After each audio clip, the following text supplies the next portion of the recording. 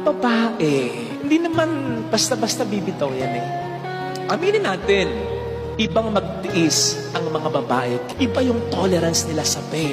Kaya nga sila yung nanganganak eh. At ang babae, hindi basta-basta mag-give up yan. Kung hindi matindi ang dahilan. Lalong-lalo na yung matinong babae, matinong asawa, matinong ina.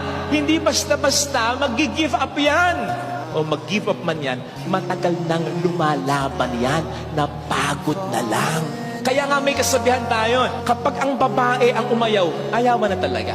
Hindi ibig sabihin ayaw na niya, kundi dahil wala na siyang ibibigay pa kasi inubos mo na. Ang pagmamahal mapagpasensya. So pag inubos mo yung pasensya, inubos mo na rin yung pagmamahal niya.